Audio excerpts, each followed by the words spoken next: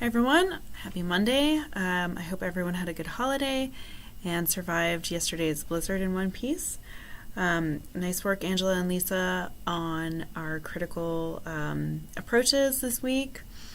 I was thinking about some of the articles myself. One of the things that really stood out to me in the Rogers et al. Piece was the lack of audit trail in many of the studies that they analyzed in their review, lack of description in how data was collected and analyzed, lack of using excerpts in the findings, as well as those positionality and reflexivity statements. So kind of thinking back to the beginning of the semester when we read that Miriam 2002 checklist for quality research,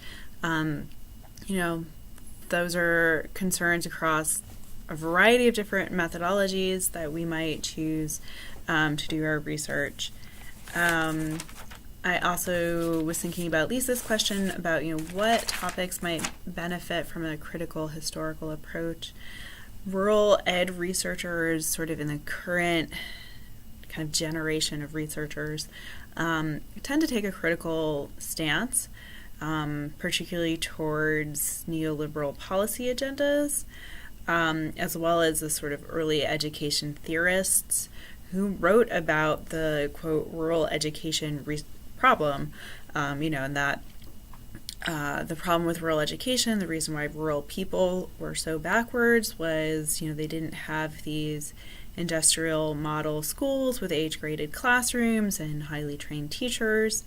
And so that sort of set the stage for a lot of what has been done to rural schools, generally from the outside in and not necessarily from the inside out. I think one place that I would like to see some historical approaches is actually to look at rural education research itself, particularly sort of in the sort of 1960s through 1980s and 1990s. The field really wasn't super well developed. There were a lot of researchers who were relaying anecdotes or talking about making normative arguments about how things should be without necessarily providing a strong research background for it. And then I think there's also a tendency, while we want to make sure that we've highlighted the assets that are in rural communities and not taking a deficit approach, that there's often this sort of nostalgia towards rural education and rural communities, that, sometimes we need to break that down and look at it more critically. There's an assumption that there's cohesive social networks in rural communities because they're smaller and everyone knows everyone. And that is an inherently rural asset that we should build on when we do education interventions. And I think one of the problems of that is that when you get into rural communities, you may find that, yes, there is a cohesive social network, but that everyone who lives in that community or near that community is not in fact a member, and that there have been people who have been excluded from that social network and marginalized for generations and generations for religious reasons, racial reasons, ethnic reasons, have the wrong last name, live on the wrong side of the tracks. I mean, the reasons are sort of endless, right? And so trying to take a more critical approach to our assumptions about some of those things, I think, is really important so that we can look at, if this is an asset, if social networks is an asset, who in the community is benefiting from that power, and then how is that power then being maintained? I also wanted to offer up some additional sources for people who might be interested in some of the things we covered this week. I'm going to post a link to James Paul Gee's 2010 text, his introductory text on discourse analysis, which you'll remember the Rogers et al. He's the one who made the distinction between CDA in capital letters and CDA in lowercase letters. I read it quite closely when I was doing my dissertation. I'm getting ready to do it because I thought I was going to do a discourse analysis. It does provide a lot more detail on what discourse analysis is and how you would do it. And there is also a 2011 Gee text called how to do discourse analysis. So if that's something, that sort of micro level approach to written and verbal language really appeals to you, you might want to check those sources out for some more additional work. I also thought that Rogers et al. Criticism that a lot of critical discourse analysis is a little bit light on the linguistics. I thought that was interesting. I feel like one of the reasons that I've struggled in trying to conduct a discourse analysis is that I just don't have background in linguistics.